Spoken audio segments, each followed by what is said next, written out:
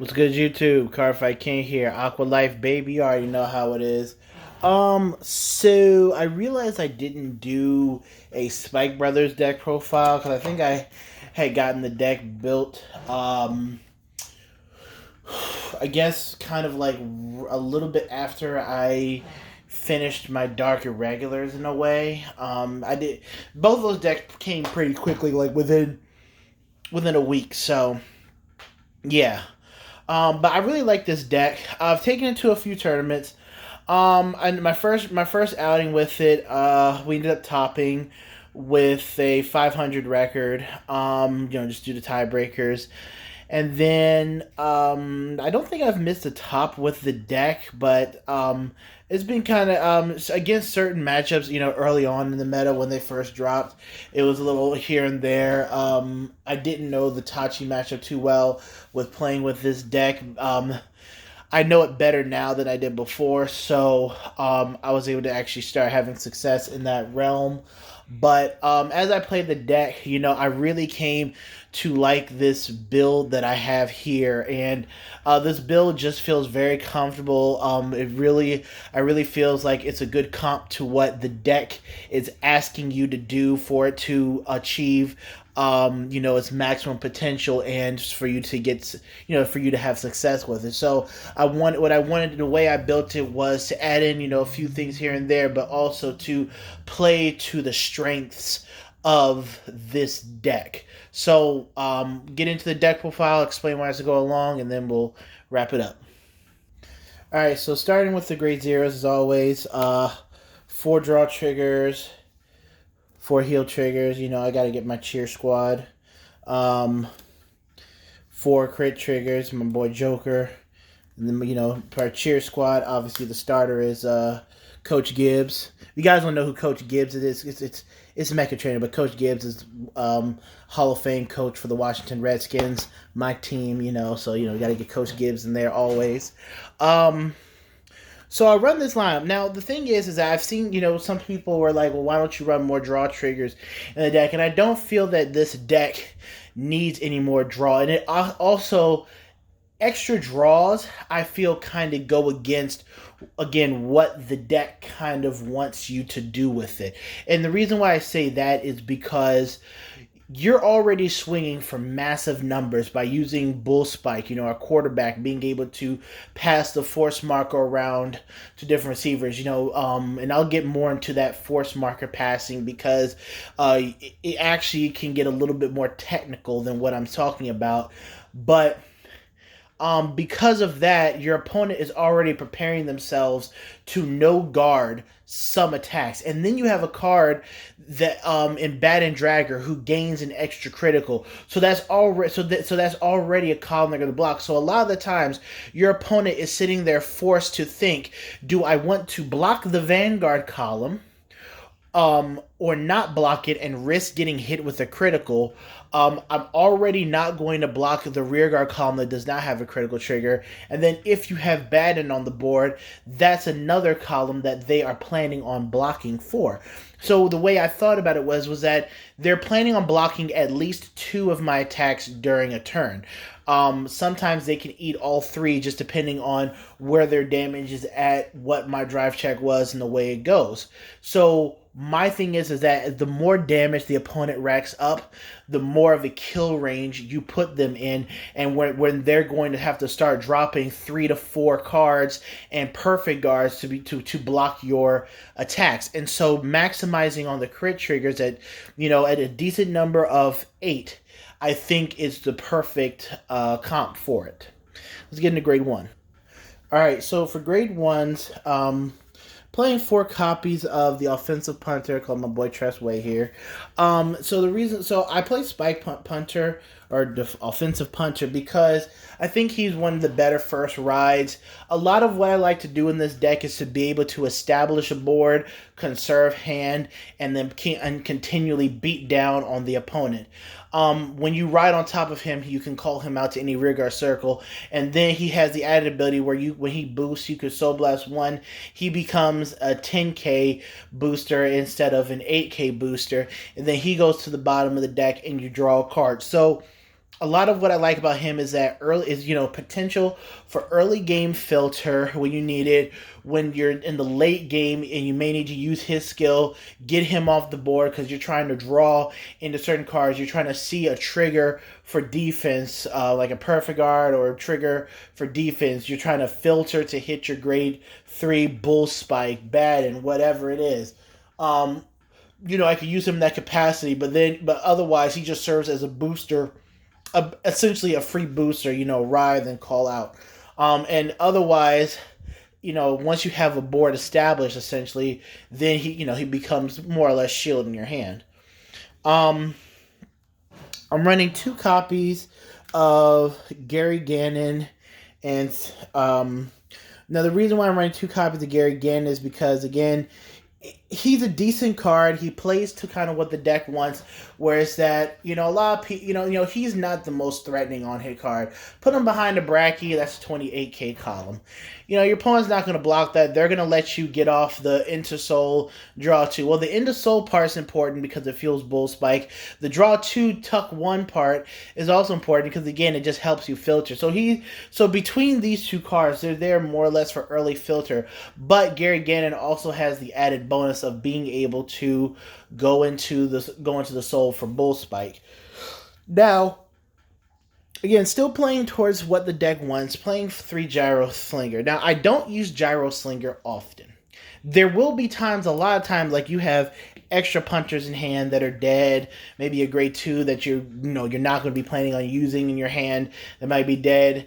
Gyro Slinger, really is there just to give you that soul for Bullspike, and potentially help you build a board. Now, if you do call him out early game, that's fine too, because he allows you to play a little bit more aggressive if you're playing against a deck like, against Genesis or something like that, where you need to start putting on the extra pressure early on to get them into a damage range to where you can start now, really beating on them and forcing them to make tough guarding decisions against your columns. So, I don't use him heavily often because, getting rid of certain things in hand, I'm not too, especially triggers, not too high on. However, he does have a benefit to the deck in getting Bullspike where he needs to go, getting essentially dead cards or, cards that you're just, overstacked on to use out of your hand.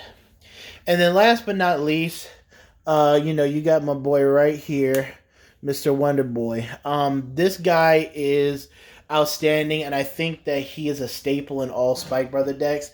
One, for the fact that he is, when you call him out, you get to tuck a card from your drop zone to the bottom of the deck.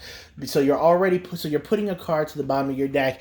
Then he gains 5k when you use his ability, and at the beginning of your next turn, you get a beginning of your next turn after Riot Phase, you get to tuck him into the soul, search out another copy of himself, call him out, activate his ability to tuck something and gain 5k again. So on call, he's a 13k booster or attacker, also filling up your deck with something else. Now, the fact that he puts stuff at the bottom of your deck is important because with this deck, you're constantly shuffling. You're constantly kind of going in your deck.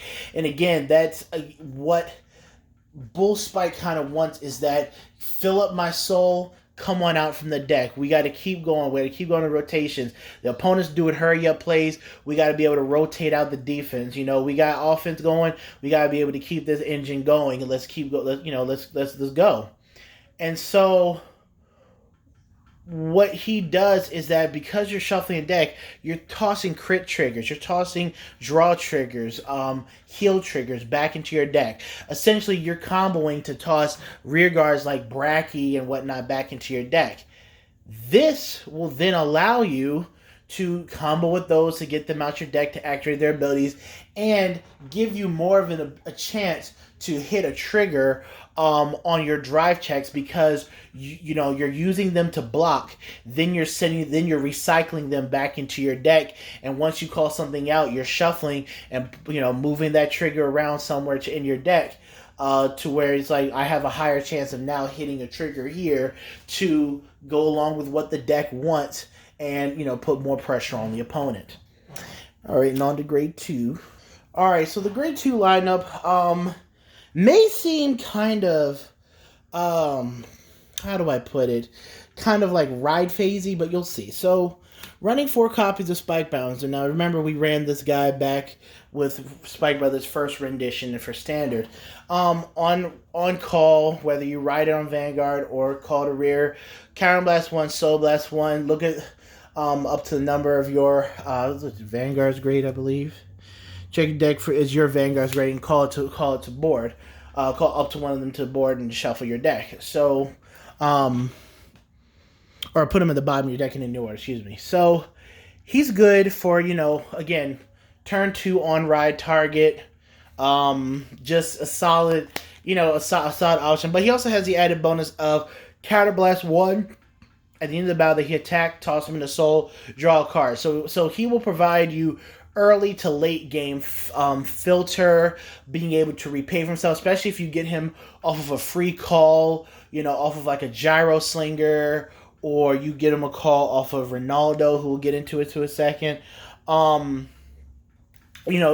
can turn into a +1. So he's he's pretty good. And this deck doesn't use Counterblast. As you notice, this is the first card that used Counterblast in the deck that we've shown so far.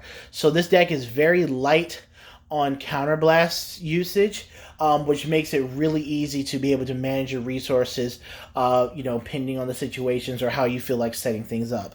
Then we get into full to power back Ronaldo. So really like this card here. Now, a power back is a running back. He's not holding the ball. He's tackling. So essentially, he's more of a linebacker, probably like a pass rusher.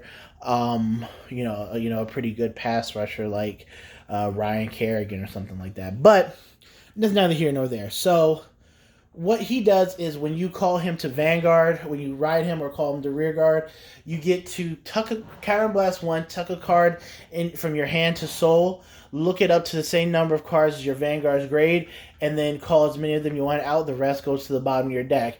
Now, yes, you have more of a chance to call triggers out, but it's the fact that he on turn 2, instead of you ride, kill him, maybe kill like a trigger or maybe a dead card from hand, another copy him, whatever it is, drop, and call 2 cards on the board. So essentially you're adding an extra rear guard to the board. So that could be a boost or something else. You combine that with the punter coming out onto the board. Now, you're sitting there off of one card, you've gotten, almost a full board. He also plays to Bullspike's ability by tucking a card from your hand into soul. So this gets, extra grade 3s you may not need out your hand if you're in a situation like that. He gets dead grade 2s out. Put those other punters into the soul if you're not going to be using them as boosters. So he's a very solid card. And again, this gives us 8 cards to look for when riding grade 2 to give us a fantastic turn 2 ability. And then last but not least, you already know my boy right here, Bracky, Barry Sanders, my boy right here. Come on. Bracky is just too good. Calling him out, he gets 10k. He goes at the beginning of your main phase, he goes into the soul, calls another copy of himself out, fills up the soul for Bullspike. He's a 20k beater by himself. Just a solid card overall. Plays to what the deck is asking for. And when you start stacking one force marker, that's a 30k column. That's a 20k. That's a 20k block. Any other power added to him is just disgusting. I mean, I can't say how good Bracky is. He's just easily probably the best rearguard attacker in this deck next to Bad End. And then let's get into the grade 3s. Love my Bracky. I'll pick you up in a sec. Alright, and so for the grade 3s, as I said before, we got 4 copies of Bad End Dragger. Initially, I thought, yeah, he's an okay card. Let's run the deck with some Safe Read copies, but Safe Read and Bullspike are 2 very different, types of playstyles. If anything, I'd argue that Safe Read is better with Force 2. what he does is that he's essentially a brake ride. So when you ride upon him, you can call him out of the soul, and then you choose a column, and you blow up that column on your opponent's side of the board, pending on where you called him. So a lot of times, you'll ride on top of him, call him from out the soul here, knock out a column there. So now you got a rear guard and pop 2 cards on your opponent's board. That's extreme value. And then he has the added bonus on Vanguard or rear guard that you can counterblast 1 when he attacks, tuck a card from your field to the bottom of the deck, and he gains 5,000 power and an extra crit. Now remember, sometimes you're going to end up calling a trigger out with Spike Bouncer or Ronaldo or Gyro Slinger or whatever, right? Cool. You can just tuck that trigger back to the bottom of the deck. It'd be the same as it being a 5k boost, and you're just going to gain an extra critical. Not bad. And a lot of times when your opponent's on 4 damage, they don't want to see, a Baton Dragger on your rear guard swinging at you for an astronomical number with an extra critical attached to it at 4 damage. Again, we talked about the beginning. Columns your opponent plans to block and the thing is that you don't have to activate this ability, and the fact that you can scare them at 3 damage where you can activate the ability in time, because sometimes they're sitting there tossing before you have when you swing with him, before you have a chance to activate your ability. Sometimes opponents are too quick, and then they'll just toss out your guard, and you're just like, all right, cool, I'm not going to use his ability because you showed me what you're guarding with already. You didn't let me complete my skill. Your turn.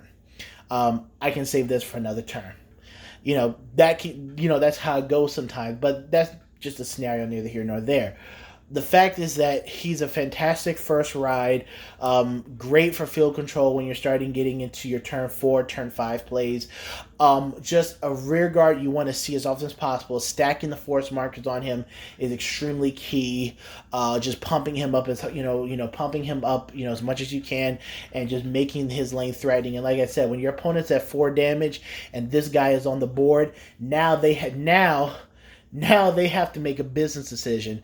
Do you want to no guard the Vanguard and commit your guard to this and chance my Vanguard hitting a critical, or do you want to see what you got in your hand and give up what you got for both of these columns, and sacrifice whatever you need to for a third column, not knowing that I can still hit a trigger, put the crit trigger on the other column, and then swing in. And yes, it's predicating it on triggers, but those are the scenarios defensively that opponents are going to run through their head, as you don't know what the top 2 cards are, so they have to plan out for, best case scenarios, worst case scenarios, whatever the case may be, according to what guard they have in their hand.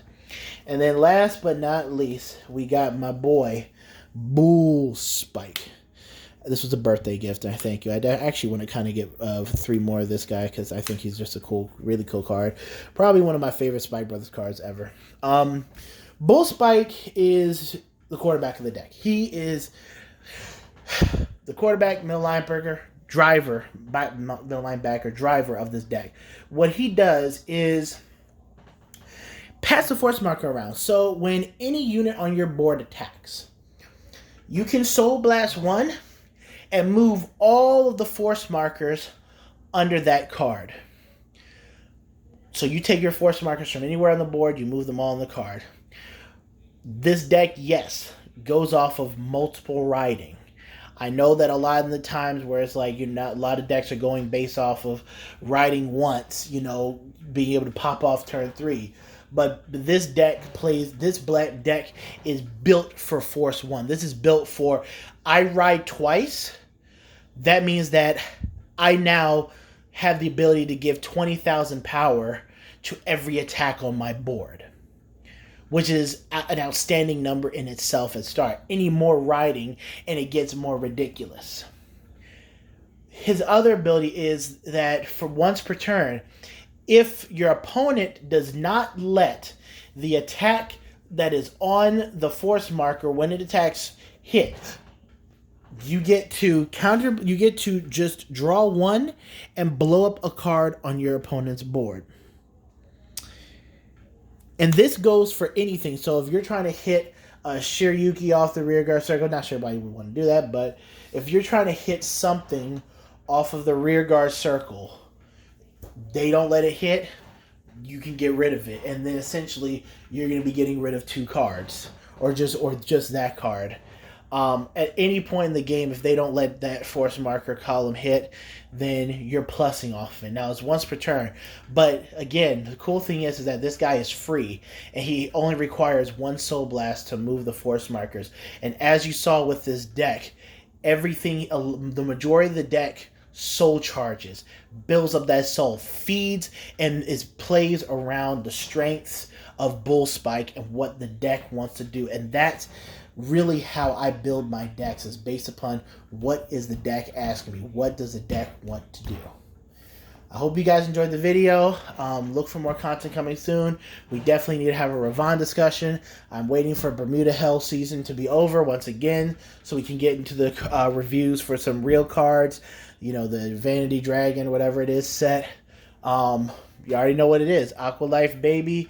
This is the Spikes, Redskins, all day, every day, and we out.